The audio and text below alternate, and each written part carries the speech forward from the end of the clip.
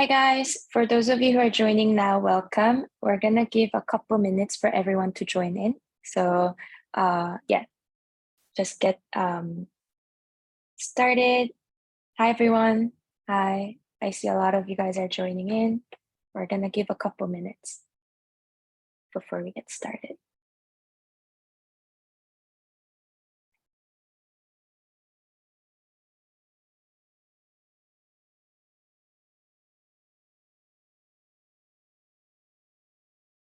All right. Okay, just wanted to hear from everybody that if you guys can hear me okay, can you raise your hand if you can hear me okay?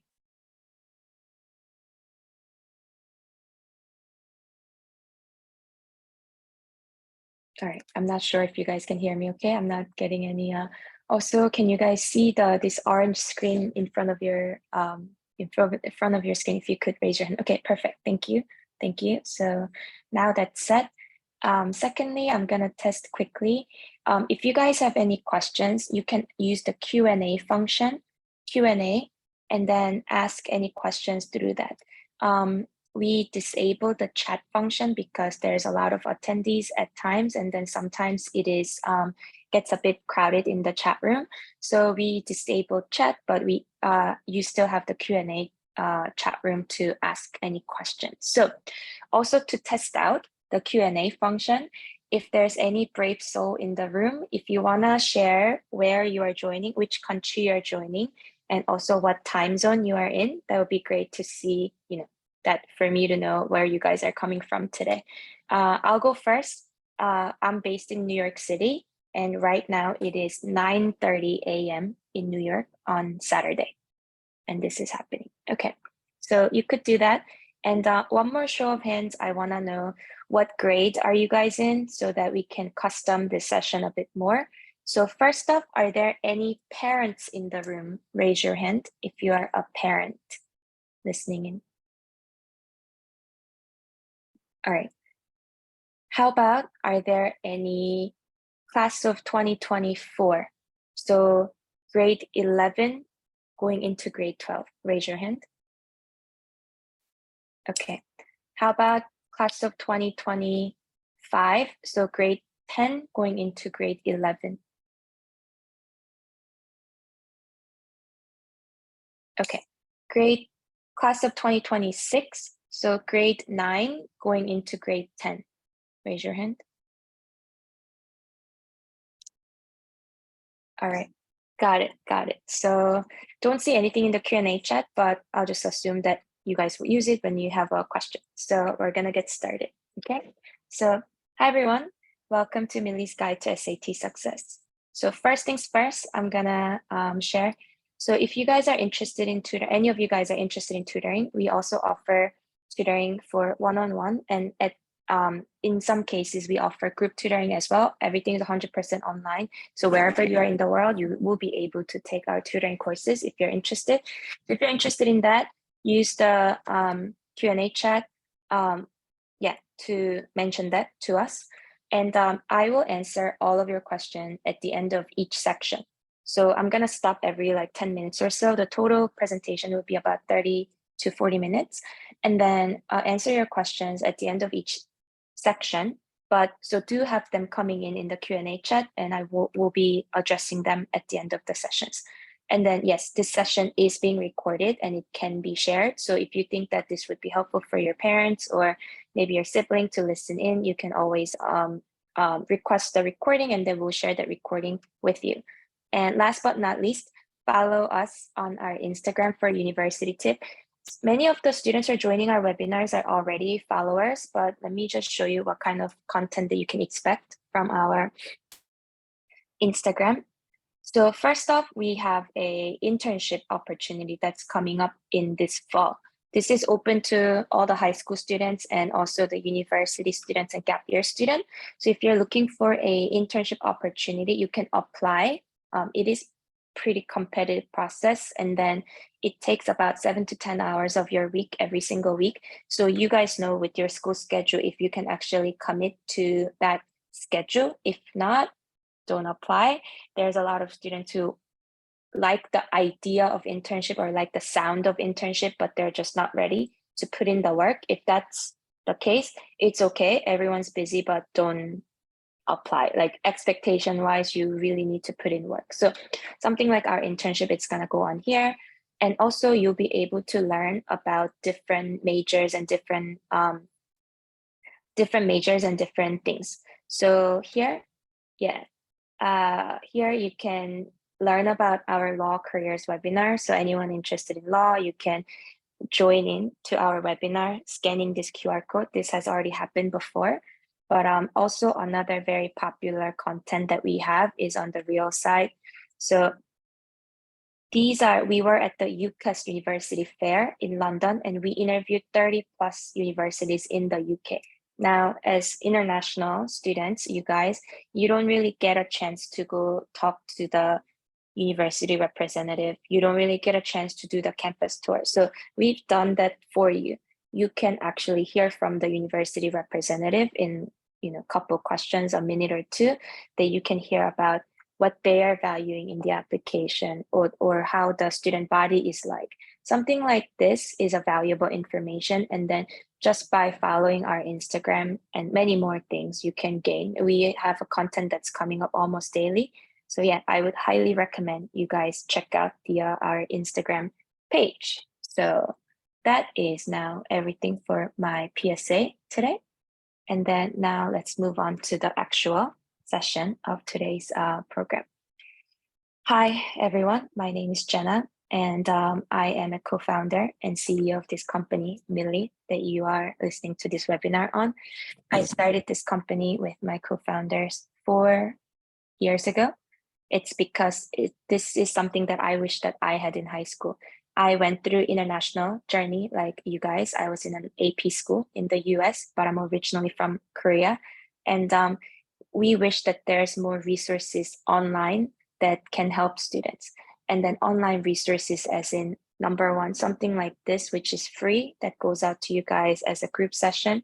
Or another one, when we work with our partner schools, I see some of you are coming from our partner schools, then we also have custom sessions to you guys in person or online that talks about universities, majors, different careers, like acting careers, sustainability majors, like all these topics that are hot, popular, but you really cannot find anyone, other than like watching YouTube to like understand. We bring those sessions all the way to doing tutoring and college counseling as a paid option to you, like tutoring option to you guys through online. So we started this because really this is something that I wish that I had when I was in your age. As for my personal background, that's relevant to today's session is I studied engineering at Cornell and did my master's at Northwestern, and then did MBA at Columbia and London Business School. I'm sure some of these names are, your dream schools, or it's on your radar. And so the reason that I'm mentioning this is like, in addition to being a company owner or like older, mentor, I've gone through the journey. I've taken the SAT. I've done everything that you guys are going through. So understand it from that student perspective as well. All right. If you want to follow me, this is my Instagram. There's no X at the end, but feel free. That's my Instagram handle there. So Jenna J is my Instagram handle. Now, okay, this is a little bit about what we do as a Millie. We have students in 35 countries now. This is 32 countries. And here are some of the programs. One of the programs here you see is the SAT prep. That's what we're going to talk about today.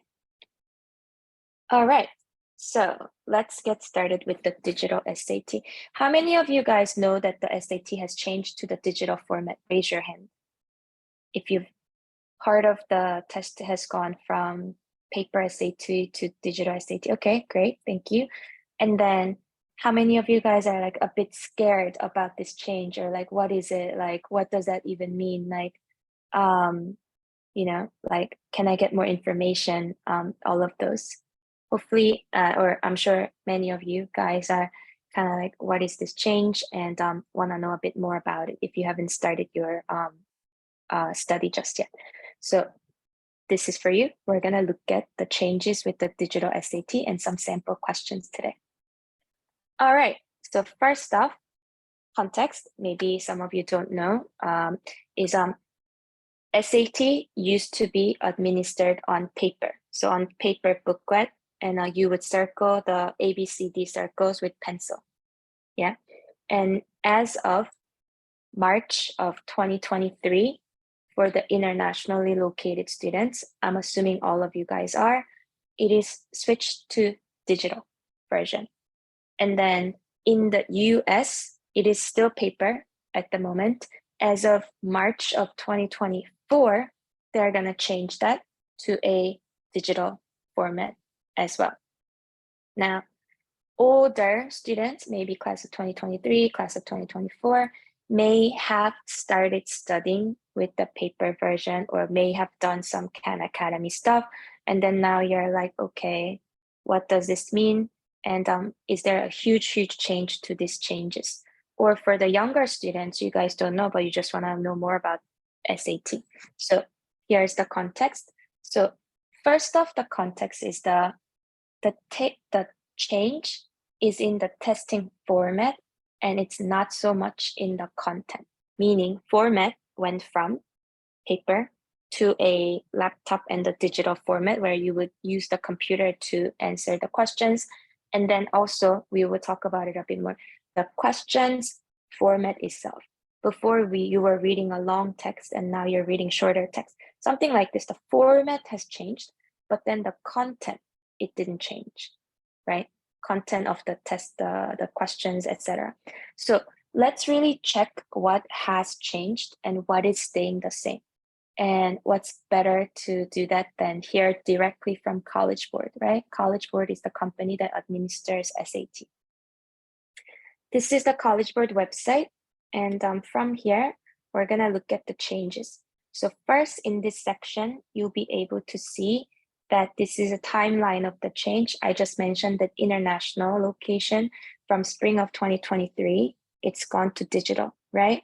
And then in the US location, it's going to go to digital as of 2024 spring, right? So that is already covered here. And then the next point, what is staying the same? It says, still measures a knowledge and skills that matter most for universities. Okay, what does this mean? I'll interpret this for you. It is still measuring your English and math knowledge as of US high school, 10th or 11th grade level. Yeah. So there's no introduction of new subject like science or history or anything like that. It's still English and math. And in terms of the level of the questions, it is not drastically different. Before it was at this level and now it's like, way harder, no such thing. It's still testing the same skill and the level that matters the most, right? Second point, it is still scored on a 1600 scale. Perfect score for the SAT is 1600 and 800 comes from English and 800 comes from math. It is still the case. So the weight of each subject is the same. So 1/2 of the importance is on the English side, and then the 1/2 of the importance is on the math side. Okay. Third one, I think this is like a very key thing to mention, that is still administered at schools or test centers with a proctor present, not at home. Yeah. Okay, this is a key point. So when you guys hear about the digital test or virtual test nowadays, you also know that there are some tests that you are actually just sitting at home and then turn on your laptop and then take it online, whether there's a virtual proctor asking you to kind of like show the room or show your ID or whatnot. So for SAT, this is not the case. For SAT, you are still going to the test center. You are still sitting in front of a physical proctor, a person. And the only difference is that you are going to be taking the test instead of paper. You're going to take it on a digital device. Right. And then I'm going to move on to then what is changing. This is the changes that comes with the SAT. The obvious one is that now you're going to take the test on a laptop or a tablet PC. they give you the whole instructions, what to do, bring your laptop, charge, blah, blah, blah, blah, blah, blah. So that's the biggest change, obvious change. Second one is the test is getting shorter. It says about 2 hours instead of 3. To be exact, your new digital test is 2 hours and 14 minutes without the break. And previously it was 3 hours total. So definitely the time has shortened. And what this means is actually the number of questions that you need to solve has gone down as well. Okay. Next point, you will be reading shorter passages instead of a few long texts. So we will look at some questions afterwards, but just to picture in your head, in the past, you used to be in the English section, you are reading a long text of a 1 page or 1.5 pages of the text. And then there's about 10 to 12 questions related to that one text, right?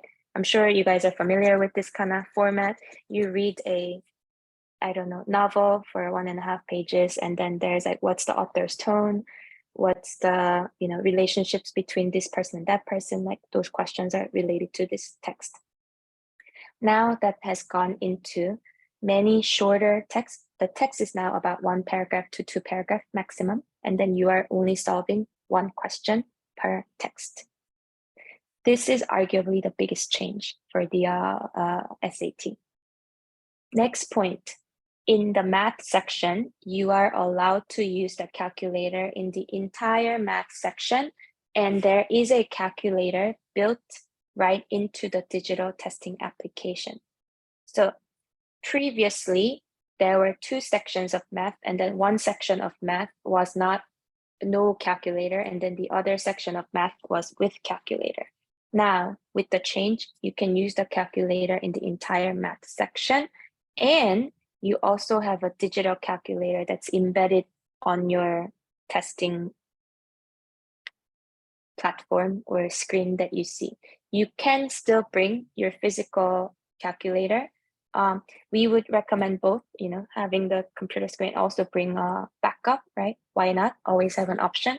But you have now 2 options to do the physical or the digital calculator in the entire section. So those are the changes that's said by College Board. Hopefully this is clear so far. And then now we're gonna go deeper into the actual questions and what are some of the changes there. So overall speaking, we can tell you that there are more changes to the English section than in the math section. In the English section, the biggest change is the shorter text, like we just talked about. And then there's also more focus on the analysis and an appearance of poetry and note summary type of questions. In the math section, digital calculator. And then one more interesting point is that difficulty range of the questions expanded, meaning there are easier questions than before. There are harder questions than before. So let's look at some of the examples. Guys, I don't see any questions, so I'll just understand as in so far everything's good. But if you guys have any further questions for me to address, please use the Q&A chat. So yeah, I would be able to attend those questions. All right, digital SAT English section, the biggest change is the shorter text. This is 1 text, and this is 1 question that you need to answer. For comparison purposes, I'll show you what we meant by the long text. So, right. So this is the previous version of the SAT, which you can see there is this question length of the text, and then there's a bunch of questions related to it. However, now it has turned into this version. Yeah. All right, that's the biggest change. Biggest and probably the most, I don't know, like a prominent change for you guys. Next one is the introduction of poetry questions. Okay, nobody likes poetry questions. And unfortunately, poetry questions are hard, right? This is not just SAT, anything if you're learning at school in a poetry, it's typically harder than reading long passage. Unfortunately, there's now introduction of poetry questions. However, the good news is that from the practice tests that we've seen, there's only 1 to 2 questions per test that there is questions related to poetry. So it's not a big portion. It's just a couple of them that you need to go through. So yeah, but they will appear. In terms of the difficulty level, as you have guessed it, typically poetry questions stand on the hard, difficult level amongst the question type, and it is the case for the SAT as well. Next one is this notes summary question. So this is when we talked about there's more emphasis on analysis, right, in the English section. So it's less so of a like analysis as in kind of being able to pick the core argument or having more to do with like analyzing as opposed to English literature knowledge. So this is one of the examples. So this question type is the following. So there's a notes from a student. It says, while researching a topic, a student has taken the following notes. And then you need to answer questions based on these students' notes. So this type of question didn't exist in the previous version of the SAT.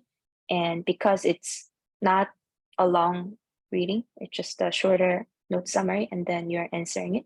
So that's a new introduction to the digital SAT.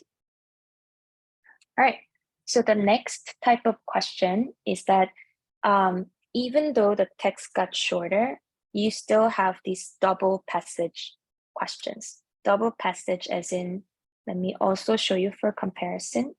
There used to be always one passage in the previous SAT, like so this one. You would see how that there are questions related to 2 passages. So this is usually there's an opposing view on something. Let's say it's about slavery, and then one is written by anti-slavery, the other is written by the pro-slavery back in the days. Or if it's about women's voting right, then it would be one written by a man who is pro women's voting right, another one's written by a woman who's a pro voting right, whatnot, right? So usually they're opposing view or kind of like comparative view on things. This existed in the long text, and then you'll be able to see that this format of question still exists in a way that there's text 1 and text 2, but obviously much shorter. So the different feel to it, but you would still see the double passage questions. Moving on to the math section. So now the biggest change in the math section is introduction of digital calculator. And this is the exact screenshot that's coming from the digital SAT portion. Have you guys used the Desmos calculator in class? Raise your hand if you're familiar with what Desmos calculator is.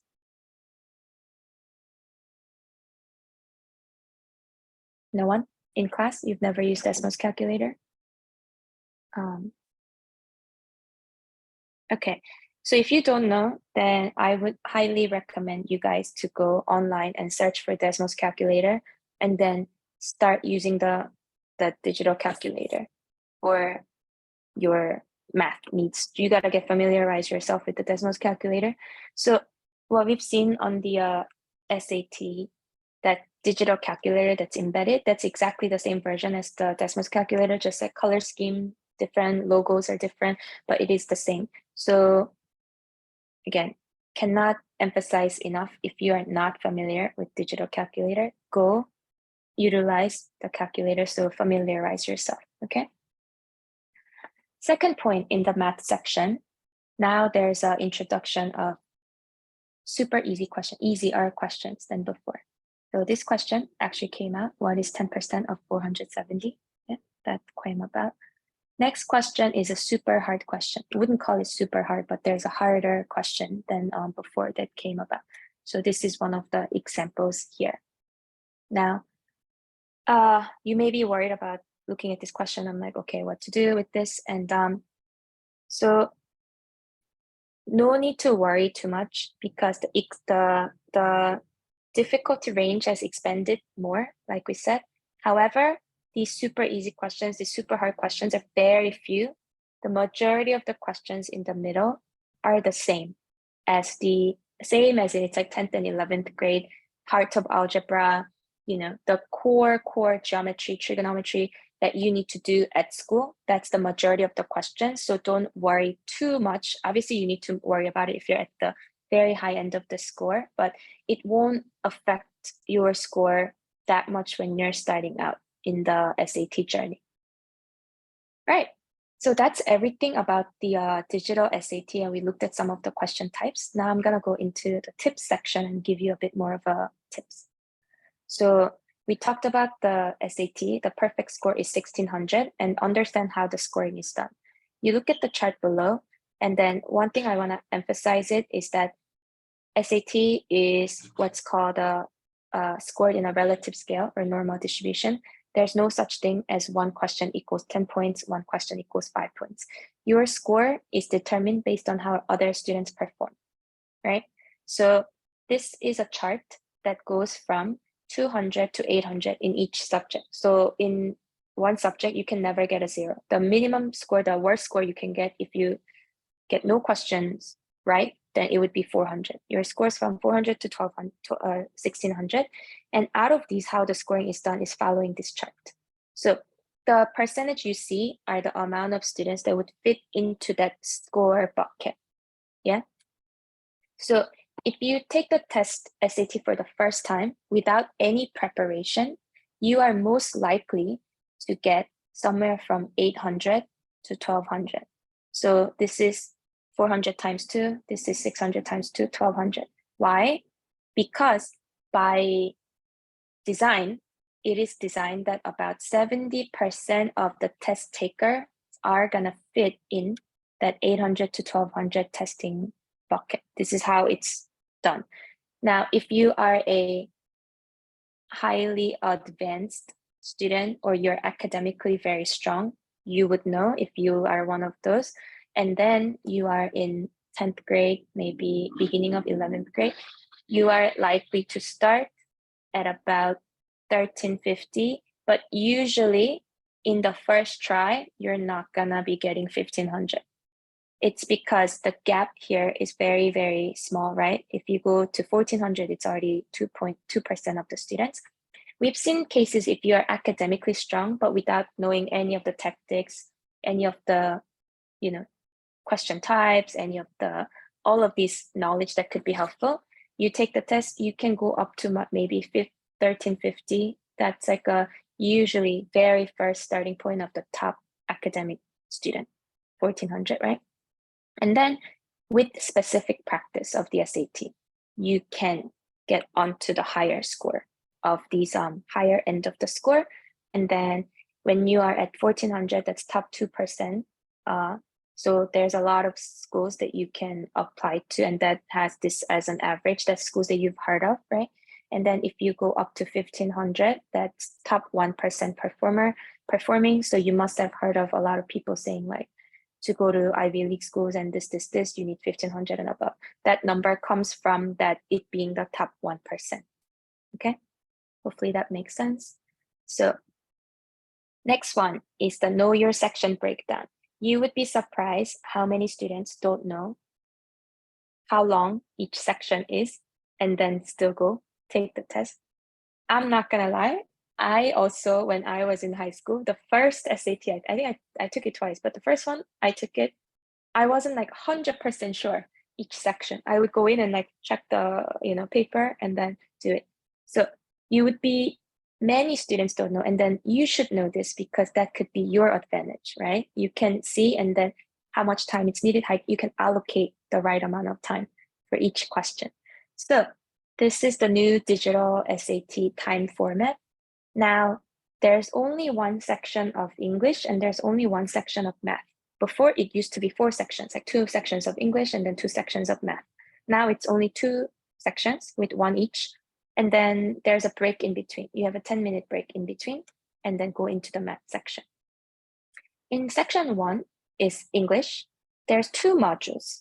And then if you've done a diagnostic test with us, you may have wondered that why there's two modules of the same questions coming out, right? So there's module 1 and module 2, and then they are exact same length, and then there's exact same number of questions, right? And then for this one, you will be solving. The reason for this change is that now the SAT is being adaptive. Adaptive meaning that your module 2 questions will change based on your module 1 performance, right? That's why there's two different sections.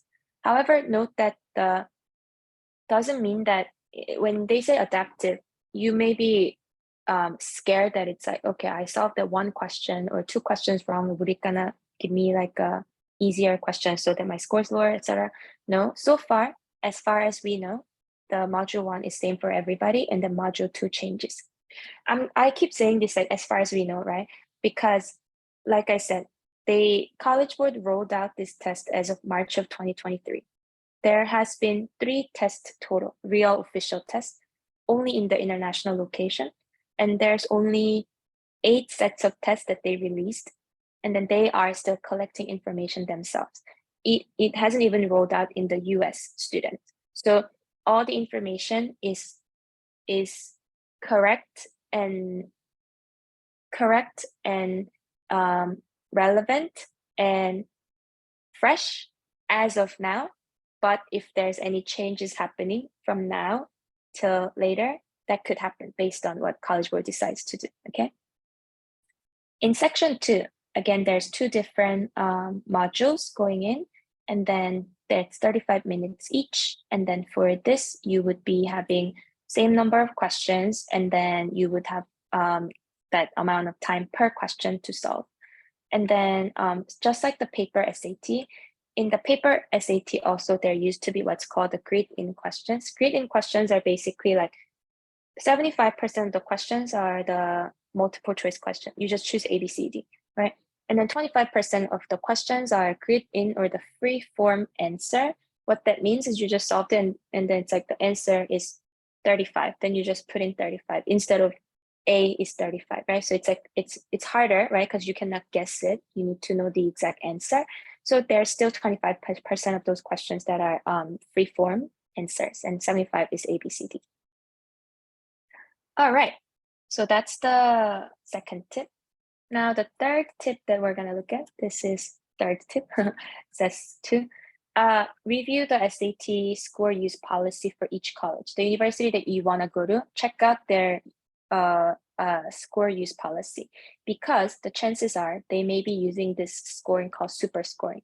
Super scoring is this really interesting way of using the score, and that is you combine the university will combine the highest score of each section from multiple tests that you've taken, and that becomes your final score. So here's an example, right? You've taken the test once in August, let's say, and then another one you took it in December, and then you got these score. And now if you are applying to schools that do super scoring, your final score is 600 from the first exam on English, and then the 700 on math from the second exam, and then this is your super score. Majority of the US universities do super scoring, so you want to check the policy, and also outside of the US, you're looking at the universities, also check their scoring policy. All right, and then the other 2 are less common, but single highest test state score. Basically, out of the 2 tests or 3 tests that you've taken, the highest score is what the school would consider as your score. Simple. And then the third one is all scores required for review. Very few schools, for instance, like Stanford does it, but you know, Stanford can do whatever they want to do. They because there's a lot of applicants. Sorry about that. So yeah, it will be all considered for their application. So definitely do a research on your university of your choice. All right, so now that was everything about our tip. Still no questions. If you have questions, please use the Q&A chat, because we are at the end of the session now. I'm gonna spend maybe 5 more minutes, and that's 40 minutes into the session, and we're done with it. So what are some of the things that we can do to help you guys? Number one is we do tutoring, and this is online, one-on-one, and then you can start anytime because it's one-on-one tutoring. The 4-week period time, you would meet twice or 3 times a week, and flexible schedule. You can do it at midnight if you want to do. If you want to only do it on the weekends, that's fine as well.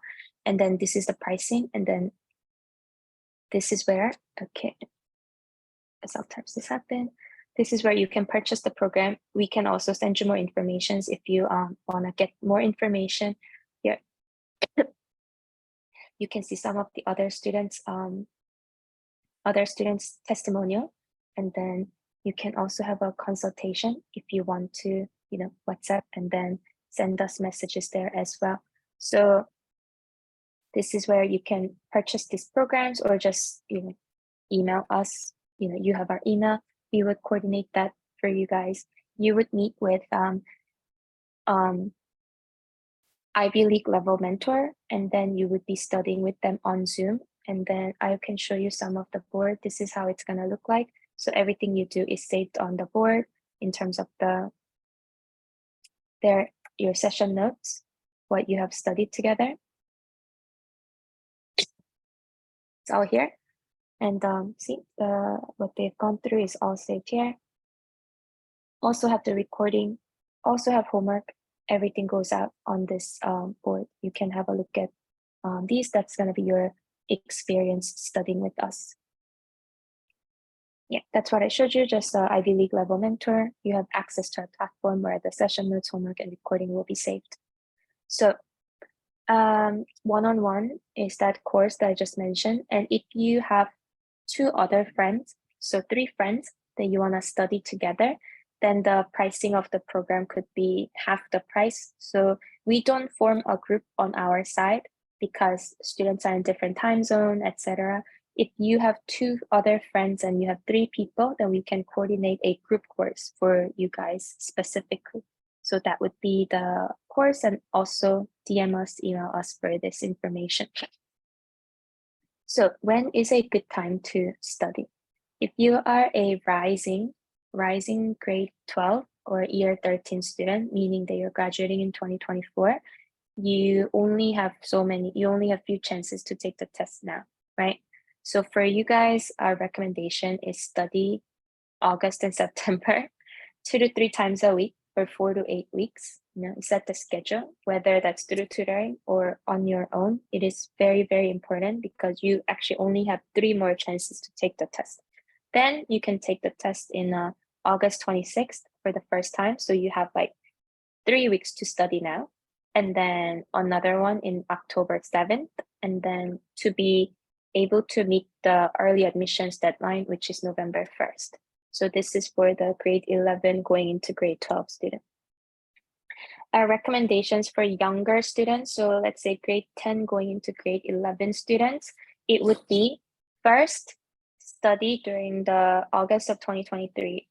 During your summer vacation, study 2 to 3 times a week for 4 weeks. Yeah. Once you start school, once you start your grade 11, whether it's IB, whether you're in an AP school, whether you're in A-level school, you guys all know it's going to be extremely busy, way busier than before.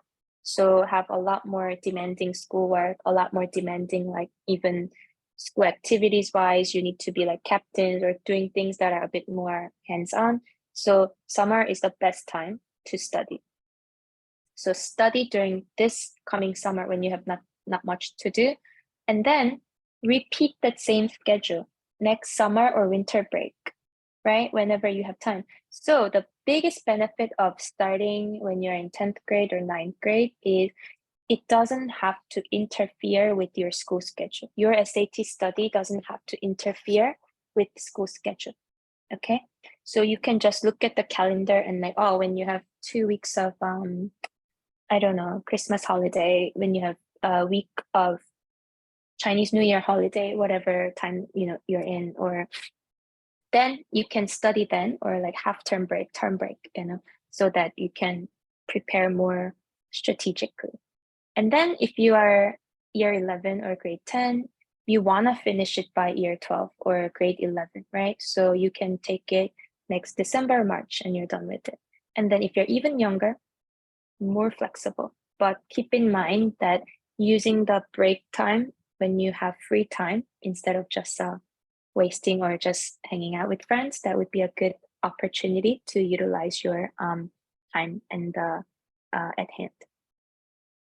This is everything that I've prepared for you today. I'm gonna leave you guys with one final slide here. Especially class of 2024, you haven't taken the test, you need to take the test now. And then here is the link to sign up for the digital SAT. The next test coming up is August 26th. There's a registration open till August 11th. So do it now. Don't wait till the last minute. A lot of times the test centers close out before because of the demands. So go ahead and sign up for the test and then get studying. And there's other test dates that's open until the end of the year. So if you know your school schedule already or personal schedule, go sign up for those tests. Again, don't wait till the last minute. You may forget about it. The test center may be booked, and just, it's better to be prepared and planned than not. All right, so that's everything that I prepared today, and hope you guys learned a thing or two about the SAT, and we'll see you guys in our future events. Bye, guys.